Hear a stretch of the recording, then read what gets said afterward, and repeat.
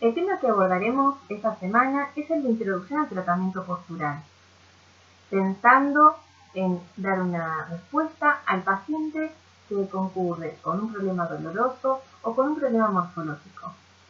La bibliografía y material complementario que ustedes pueden consultar y que se les será brindado por el redactor del campus es el libro de cadenas musculares de Busquets, el libro de aplicación clínica de técnicas neuromusculares de Chotó y el libro de manual de rehabilitación de la columna vertebral de Liebenson.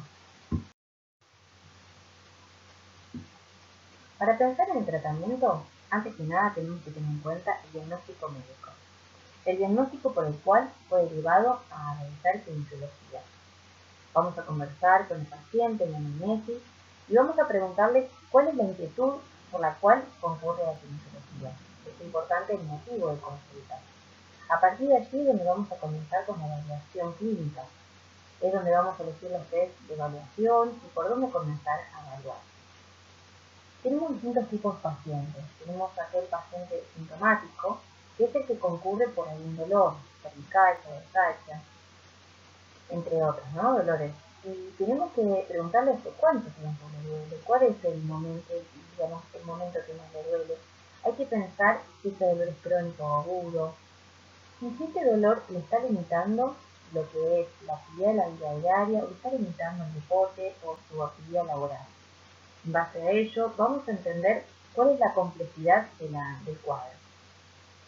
Pensamos también en pacientes morfológicos. Es aquel paciente que concurre para mejorar la postura. Por ejemplo, aquellos pacientes que tienen un dorso curvo y que de repente le hacemos una medición y tiene este psicosis dorsal de mayor de 50 grados. Tenemos que corregirle el dorso curvo, o aquellos pacientes que tienen escoliosis o aquellos pacientes que tienen una anterosis lumbar. También tenemos que considerar si es un cuadro funcional o estructural, para conocer también nuestras limitaciones a la hora de proponer un tratamiento y hablar con el paciente. Y después el paciente deportista, aquellos que quieren disminuir los riesgos de lesión a través de la flexibilidad. Vamos a comenzar con el paciente sintomático. Tenemos que en la anamnesis conversar con el paciente y preguntarle las características del dolor. Es fundamental porque estos datos nos van a ayudar a entender cuál es la causa del dolor, la frecuencia, si le duele todo el día o si le duele en algún momento en especial. En el momento, si es la mañana o le duele la noche. Si ese dolor es constante o va y viene. ¿En dónde se localiza el dolor? ¿En una zona reducida o en un recorrido y en un tipo de dolor irradiado? Este dolor, ¿en qué circunstancias le duele? ¿Cuál es la localización del dolor? Le podemos preguntar que nos señale con la mano y tenemos que con la mano cuál es la zona que le duele. Y estas características nos van a informar y vamos a entender hacia dónde vamos a evaluar. No es lo mismo un dolor a la mañana que a la noche. Un dolor que le duela con la carga o con el estiramiento. Porque el paciente puede tener, un ejemplo, vamos a pensar en una lumbalgia. La lumbalgia puede ser de múltiples causas, ¿no? Pero no es el mismo si tiene una compresión en una raíz nerviosa, como ser en un dolor lumbar, por ejemplo, por un espasmo muscular o un dolor visceral irradiado. Entonces, dependiendo de la causa, también vamos a variar en lo que es el tratamiento. No es lo mismo tener que resolver una lumbalgia por causa de un nervio comprimido que una lumbalgia por una contractura muscular o una lumbalgia por una víscera dolorosa. Entonces, tenemos que apuntar a encontrar cuál es la causa del dolor. Vamos a comenzar con una inspección estática. Vamos a evaluar al paciente dentro de lo posible, sin ropa, sea con ropa interior o con algún short, que podamos visualizar el torso, sin medias, Y podemos verlo por un lado en estático y luego en movimiento. Tenemos que completar la evaluación estática con la palpación para entender, digamos, si hay una disminución del tono muscular, si hay un aumento del tono muscular. Podemos corroborar si tenemos retracción en las cadenas musculares con pruebas dinámicas a través de los movimientos. Los movimientos, acuérdense que tenemos que evaluarlos primero en globalidad, ¿sí? Movimientos generales, y luego movimientos en cada zona. Cuando hacemos la prueba de movilidad, tenemos que pensar en cada una de las zonas si realiza y completa el rango de movimiento, pero por otro lado tenemos que ver cuánta compensación hay. Si por ejemplo hacemos un test de movilidad en la columna lumbar y le pedimos que haga una flexión sin lordosis, o sea, una extensión de la columna lumbar, tenemos que observar si realiza la movilidad y si aparece la compensación en zonas más lejanas, como ser en la zona dorsal, en la cervical. Si por ejemplo le pido que haga una retroversión pélvica con una flexión lumbar y el paciente me genera aumento de la cistosis dorsal con un arrollamiento de hombros y la cabeza adelantada, vemos cómo está compensando toda la zona, una sección de caderas y rodillas, para poder hacer ese movimiento. Eso me está hablando de una retracción importante en los músculos lumbares, en los citolordosantes. Entonces, cuando quiere llevar la pelvis hacia retro, con una flexión de la lumbar, está generando por arrastramiento, digamos, una compensación en zonas ascendentes y descendentes. De esta manera yo entiendo que aparecen compensaciones por cadenas musculares retraídas. Entonces es fundamental comprobar o digamos, confirmar con estas evaluaciones dinámicas y la palpación las retracciones de las cadenas musculares. Una manera de evaluar la cadena maestra posterior es con el test dinámico de la flexión anterior de la columna, del tronco. Entonces le indicamos al paciente que se incline hacia adelante, flexionando el tronco, descalzo, con ropa ligera, y vamos a observarlo de vista de perfil. Lo que nosotros debemos observar cuando la cadena se encuentra en condiciones neutrales, debemos observar que las rodillas se mantienen estiradas y que la flexión de la columna es armónica. Mirando de perfil del paciente, tenemos que observar una similar imagen a la rueda de bicicleta o de un arco. Tiene que ser armónica esa curva. Cuando de repente nos encontramos con zonas que están planas, esto me está diciendo a que tenemos zonas de bloqueo, zonas en el cual no va hacia la flexión. Porque la flexión de tronco, ¿sí? General, es porque cada uno de los niveles vertebrales me está dejando ir hacia la flexión. La sumatoria de los niveles vertebrales es la flexión total de la columna. Cuando hay zonas que no va hacia la flexión, zonas que quedan retraídas, zonas que quedan bloqueadas, es porque en esa zona hay una retracción. Y vamos a observar en las imágenes que mostramos a continuación, lo que observamos que son zonas rectas, zonas planas. En la imagen de la derecha vemos una zona lumbar plana. Esto me está diciendo que hay una retracción en la cadena maestra posterior en esa zona de aplanamiento. Esas vértebras no van a la flexión, quedan en extensión. Fíjense que inclusive se observa la lordosis en una posición de flexión. Luego vamos a observar en otros pacientes que va hacia la flexión la columna, como está en la imagen de la izquierda, que tenemos una zona arqueada, la columna dorsal y lumbar, pero la pelvis ya está hacia posterior. Eso quiere decir que la cadena maestra posterior, sobre todo en la cadena en los miembros inferiores, está retrayendo por los isquiotibiales, fisurales, los gemelos, y me lleva la pelvis hacia atrás. Y otras compensaciones, se ven en la imagen del medio, cuando el paciente tiende a flexionar las rodillas para poder llegar con el índice al piso. Entonces, en esta maniobra vamos a poder descubrir dónde se localizan las retracciones de la cadena maestra posterior. No debemos confundir la zona del dolor con la zona de la disfunción. El dolor puede ser irradiado, puede ser reflejo, de otra zona más lejana. Tenemos que descubrir cuál es la cadena lesional, si esa cadena lesional es ascendente o descendente. ¿Cuál es el origen o la causa del problema? Para ello tenemos que realizar test específicos. Podemos realizar test analíticos, como hacer maniobra de tomas o la prueba, digamos, de analítica de la flexibilidad de los estructurales. Podemos tener en cuenta también, o tenemos que tener en cuenta, el test de movilidad de las regiones. Y de esa manera podemos descubrir si hay compensaciones cada vez que realizamos una movilidad en la zona. Y el test de la marcha. La evaluación de la marcha es fundamental para poder determinar si hay alguna zona que se manifiesta en retracción o compensación. Es una manera para ver la globalidad del movimiento.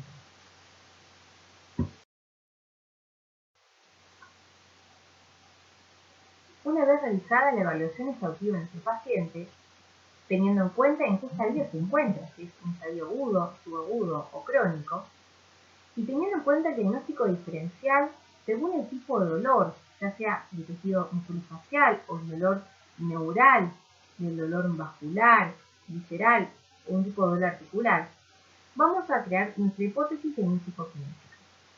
Y a partir de allí, vamos a plantear un objetivo de tratamiento, siempre considerando y descartando las banderas rojas.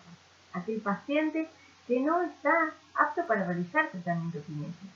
Debemos derivarlo nuevamente al médico para que revise el diagnóstico.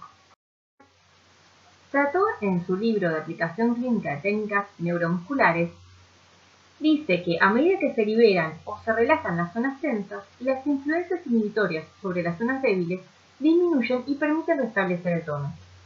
Es en esta etapa que la persona debe iniciar y realizar la rehabilitación, los patrones preceptivos y reeducativos de uso, de manera que en un principio que se sentía mal, o lo que respecta a la postura y uso, se vuelva cómodo y comience a sentirse correcto.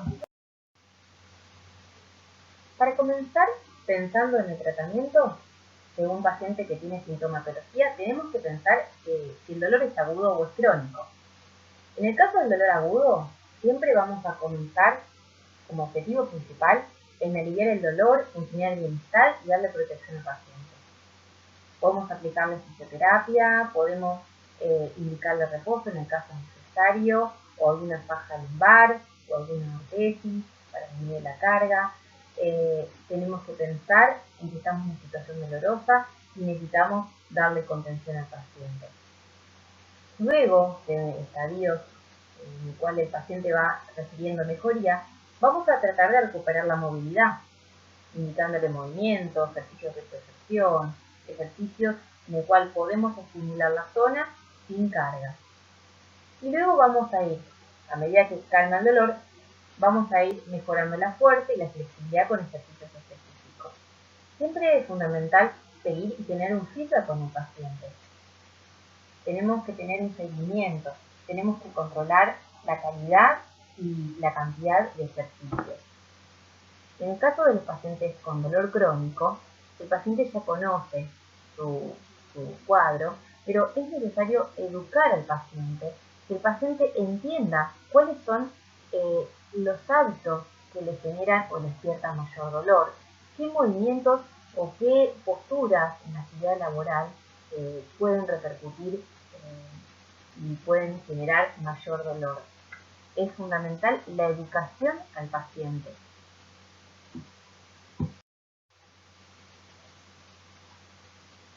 En el libro de aplicación clínica de técnicas neuromusculares de Chatón, plantea directrices para el tratamiento del dolor. Bueno, estos consisten en que debemos orientar y ayudar al paciente, más que nada en las creencias del problema, que no es manejable y está más allá de su control. Tenemos que informar a la persona sobre el trastorno. Tenemos que decirle al paciente, estimular, que tiene que tomar un papel activo en su problema. Tenemos que educar y capacitar al individuo para que se convierta en un sujeto que resuelva activamente el problema. Tenemos que estimular y ayudar a la persona a ser conscientes de su pensamiento, emoción y de conductas para identificar de qué manera los sucesos internos y externos influyen en esto. Tenemos que brindar al individuo una sensación de competencia en la ejecución de estrategias positivas. Ayudar a la persona a desarrollar una actitud positiva hacia el ejercicio y control de la salud personal. Ayudar al sujeto a idear un programa de actividad dirigida a reducir los efectos de desacondicionamiento físico y ayudar a la persona a desarrollar estrategias de adaptación.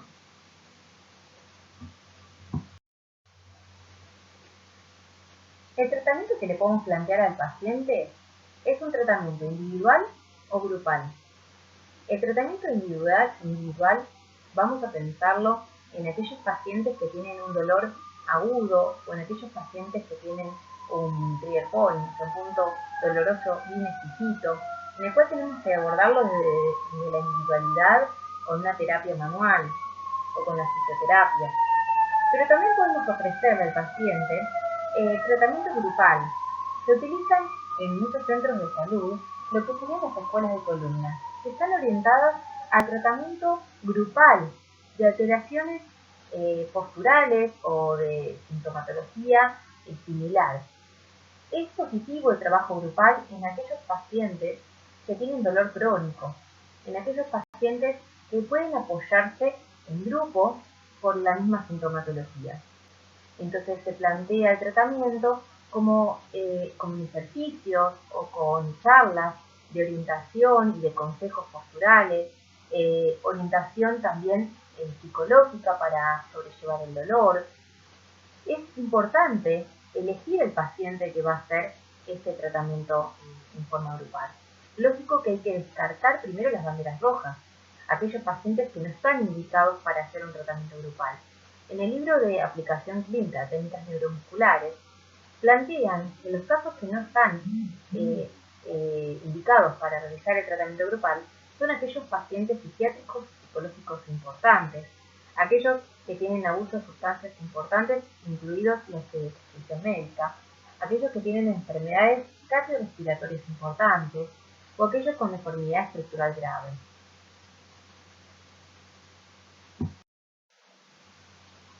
Hasta ahora hemos hablado del paciente sintomático, pero también podemos tener un paciente que es derivado a hacer tratamiento quirúrgico por una alteración morfológica. Un ejemplo es un dorso curvo. El dorso curvo es una hipertrifosis dorsal de más de 50 grados Coase. El paciente que tiene un defecto de sagital, necesitamos corroborar cuál es la causa de este dorso curvo, que puede ser estructural o funcional. Cuando la responsabilidad es la retracción de la cadena maestra anterior, una retracción en la cadena inspiratoria y también podría ser de la cadena interna y nivel superior, podemos trabajarla con el estiramiento de estos músculos desde el estiramiento en cadena, buscando aumentar la longitud de los que están retraídos para disminuir el acortamiento y favorecer luego la reeducación de los músculos que están debilitados o inhibidos, los antagónicos. En el caso del paciente morfológico, lo tenemos que atender en el consultorio, buscando ese estiramiento, pero tenemos que indicarle ejercicios para el domicilio y reeducar, además, los movimientos y las posiciones que realiza en el trabajo, ya sea un trabajo sedentario o en movimiento. Tenemos que enseñarle a moverse con los movimientos cotidianos en su casa, de limpieza o lo que realice, porque si no tenemos un cambio de actitud, si no complementamos con la educación, el tratamiento no va a tener éxito.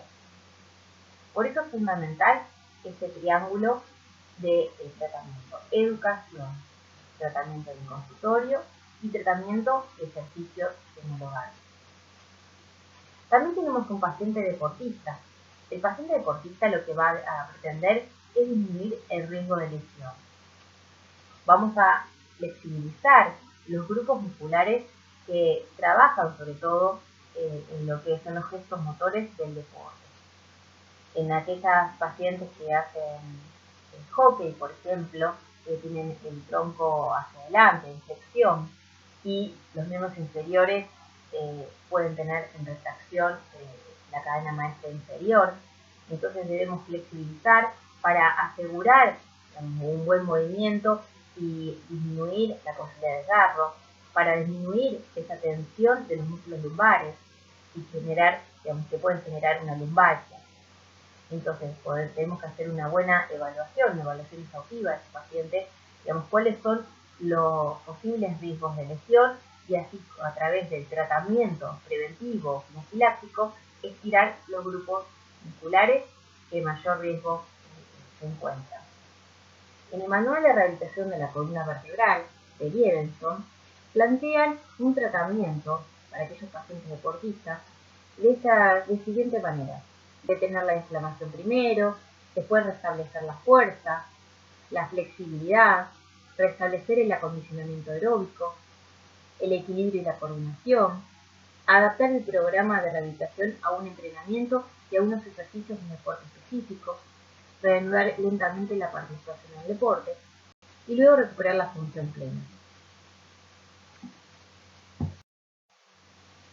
En la siguiente imagen vemos como un jugador de handball está realizando el system motor de abducción con rotación externa del hombro para poder hacer el lanzamiento de la pelota.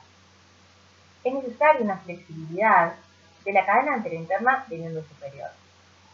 Supóngase que esta persona tuviera un dorso curvo, con un hombro antepulsado, la cabeza adelantada, y para realizar este gesto va a requerir un mayor esfuerzo, del hombro, y va a esforzar a través de la abducción y rotación externa al mandito rotatorio. Este podría generar una tendinitis o un estiramiento de la cápsula y muchas otras compensaciones para lograr el gesto motor.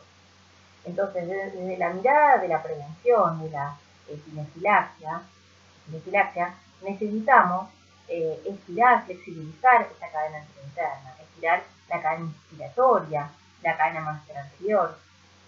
También tenemos que tener en cuenta los movimientos accesorios que realiza la persona para realizar el deporte. Entonces, evaluar qué músculos se encuentran retraídos, dónde están las compensaciones, cuáles son los gestos motor predominantes en el deporte que hace nuestro paciente.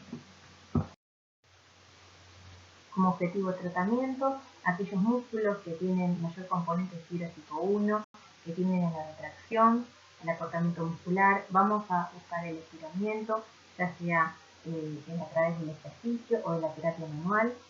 Aquellos músculos que tienen sobre todo componentes de fibra tipo 2 y que tienen la movilidad muscular, vamos a buscar el fortalecimiento, a la reeducación del movimiento.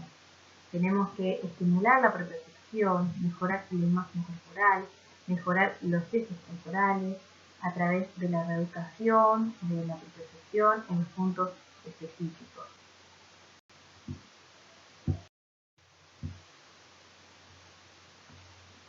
A modo de resumen, podemos encontrarnos con 3 tipos de pacientes diferentes.